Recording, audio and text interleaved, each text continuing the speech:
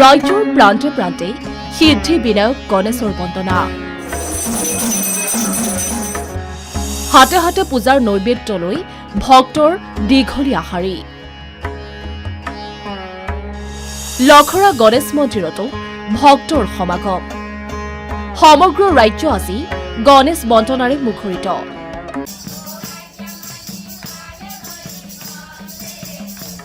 ৰাজ্যৰ প্ৰতিটো গণেশ মন্দিৰতেই ভিৰ ভক্তৰ সমান্তৰালভাৱে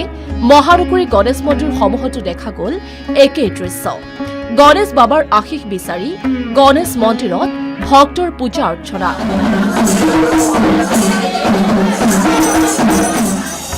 লখৰা ফৰেষ্ট গেটৰ গণেশ মন্দিৰতো বিভিন্ন প্ৰান্তৰ ভক্তৰ ভিৰ পুৱাৰ পৰা হাজাৰ হাজাৰ ভক্তৰ সমাগম গণেশ মন্দিৰত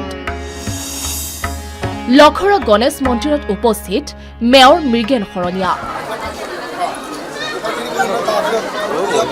উপস্থিত বিশিষ্ট শিক্ষাবিদ doctor Dayananda Pathak DA news প্লাছৰ CMD অনিৰ্বাণ দাস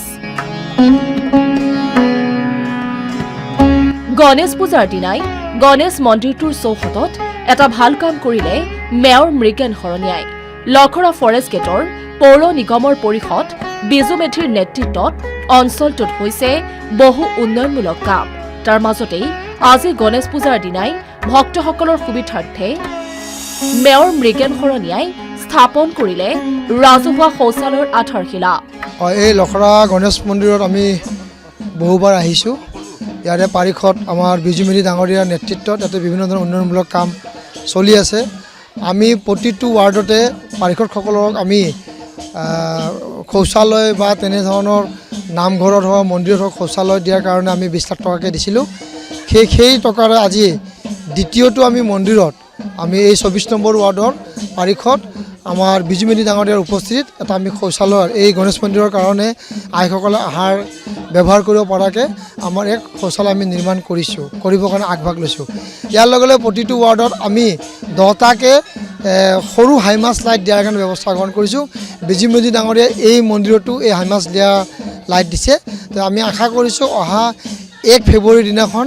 আমি একেলগে গোটেইকেইটা ৱাৰ্ডত আমি এই হাইমাছ লাইট মানে উদ্বোধন কৰাৰ কাৰণে আমি চিন্তা চৰ্চা আমি কৰি আছোঁ যদি সময়ত সোনকালে সব গোটেইখিনি হৈ যায় তো নিশ্চয়কৈ আমি 1 তাৰিখে আমি এই হাইমাছ লাইটখিনি জ্বলোৱাৰ কাৰণে ব্যৱস্থা গ্ৰহণ কৰিম পৰিষদ বিজু মেধিয়ে দিয়া প্ৰতিশ্ৰুতি পূৰণ কৰি আজি পৌৰ নিগমৰ পৰিষদ পুঁজিৰেই নিৰ্মাণ হ'বলগীয়া এই ৰাজহুৱা শৌচালয় আধাৰশিলা স্থাপন কৰে ঠিক একেদৰেই গণেশ মন্দিৰৰ প্ৰাংগণত নিৰ্মাণত অৱস্থাত থকা ভোগ ঘৰক লৈও মেয়ৰ মৃগেন শৰণীয়াৰ প্ৰশংসা বিশিষ্ট ব্যৱসায়ী তথা ডিএ নিউজ প্লাছৰ CMD অনিৰ্বাণ দাসক অনিৰ্বাণ দাসে নিৰ্মাণ কৰাৰ কাৰণে ব্যৱস্থা গ্ৰহণ কৰিছে আৰু ইয়াতে বহু ধৰণৰ ভক্তপ্ৰাণ ৰাইজ আহি বিভিন্ন ধৰণৰ ব্যৱস্থা গ্ৰহণ কৰা আমি দেখিছোঁ আমাৰ গুৱাহাটী পৌৰ নিগমৰ পৰা আমাৰ বিজু মেধি ডাঙৰীয়াই ইয়াতে আমাৰ মিনি হাইমাছ লাইট দিয়াৰ ব্যৱস্থা গ্ৰহণ কৰিছে শৌচালয় আমি ইয়াতে দিয়াৰ ব্যৱস্থা গ্ৰহণ কৰিছোঁ আৰু আগন্তুক দিনত গুৱাহাটী পৌৰ নিগমৰ পৰা বিভিন্ন ধৰণৰ আঁচনিৰে আমি এই মন্দিৰটো খুব ভালকৈ নিৰ্মাণ কৰাৰ ক্ষেত্ৰত বিজু মেধি ডাঙৰীয়াৰ নেতৃত্বত আমি এইখিনি কাম কৰাৰ কাৰণে আমি আশা কৰিছোঁ আৰু সমূহ ভক্তপ্ৰাণ ৰাইজক আমি আহ্বান জনাইছোঁ এনেধৰণৰ মন্দিৰত যদি আমি সকলো যদি মুক্ত হস্তে দান কৰি যদি কাম কৰিব পৰা যায় সকলোৰে মনোকামনা পূৰ্ণ হ'ব নিজৰ অঞ্চলটো জিলিকাই ৰখাৰ স্বাৰ্থত সকলো কাম নিখুঁতভাৱে কৰি অহা পৌৰ নিগমৰ পৰিষদ বিজু মেধিয়ে জাগ্ৰত শক্তি তথা সকলোৱে বিশ্বাস কৰা এই গণেশ মন্দিৰৰ মাহাত্ম্যৰ সন্দৰ্ভত মন্তব্য প্ৰকাশ কৰে এই মন্দিৰটো পৰিচালনা কৰি আছে আৰু লগতে আমাৰ নেপালী সম্প্ৰদায়ৰো লোকসকল আছে তেওঁলোকেও এই মন্দিৰটোৰ লগত ওতঃপ্ৰোতভাৱে জড়িত হৈ আমাৰ গণেশ ভগৱানৰ আশীৰ্বাদ পাবলৈ সক্ষম হৈছে এই অঞ্চলটোৰ এগৰাকী পৌৰ নিগমৰ পাৰিষদ আজিৰ দিনটোত খুব ভাল কাম এটা হৈছে ইয়াতে হয় নিশ্চয়কৈ আজি গুৱাহাটী পৌৰ নিগমৰ ফালৰ পৰা আমাৰ 60টা ৱাৰ্ডতেই আমাৰ ধৰ্মীয় অনুষ্ঠানেই হওক বা যিখিনি আমাৰ সামাজিক অনুষ্ঠান আছে বিশেষকৈ ধৰ্মীয় অনুষ্ঠানলৈ আমি 20 লাখ টকাৰে সেই অনুষ্ঠানসমূহত আমি শৌচালয় নিৰ্মাণৰ ব্যৱস্থা কৰিছিলোঁ কাৰণ ইয়ালৈ অহা আয়তীসকল বা ইয়ালৈ অহা ভক্তপ্ৰাণ লোকসকলৰ যথেষ্ট অসুবিধা হয় যদি তাত শৌচালয় নাথাকে আজি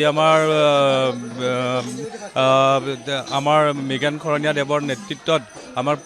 গুৱাহাটী পৌৰ নিগমৰ 60টা ৱাৰ্ডতেই আমি এই কামটো কৰিবলৈ সক্ষম হৈছোঁ আৰু যিহেতুকে আজি গণেশ পূজাৰ এই পবিত্ৰ মুহূৰ্ততে যাতে আমি এই আধাৰশিলাটো কৰিব পাৰে আৰু খুব ভাল লাগিছে গতিকে আমি আশাবাদী আৰু ইয়াত আমি এটা মিনি হাইমাছ লাইটো দিছোঁ যাতে আমি এই মন্দিৰ প্ৰাংগণটো আমি পোহৰাই তুলিব পাৰোঁ আৰু লগতে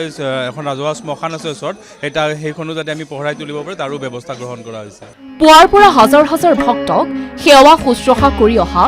গণেশ মন্দিৰ কমিটিৰ লগতে স্থানীয় লোকে গণেশ পূজাৰ অনুষ্ঠিত কৰাৰ সন্দৰ্ভত প্ৰতিক্ৰিয়া ব্যক্ত কৰে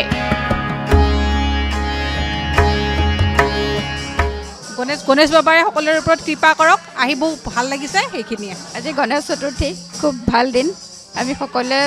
গোটেই দেশৰ হৈ পেলাই প্ৰাৰ্থনা কৰিম আৰু ভগৱানক বিগত বছৰসমূহত গণেশ পূজাৰ দিনা যিদৰে আই মাতৃসকলে গণেশ বন্দনা কৰে ঠিক একেদৰে আজিও একেই পৰিৱেশ দেখা গ'ল লখৰা ফৰেষ্ট গেটৰ গণেশ মন্দিৰত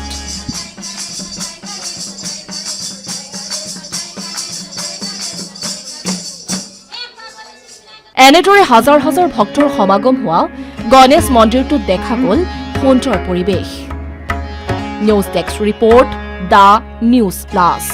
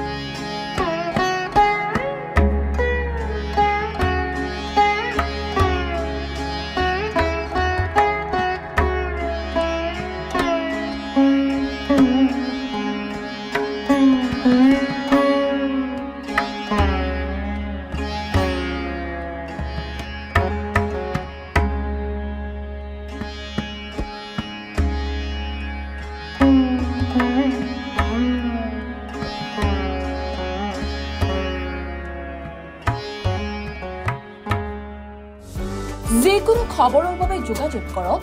আমাৰ এই নম্বৰত 9181 307 221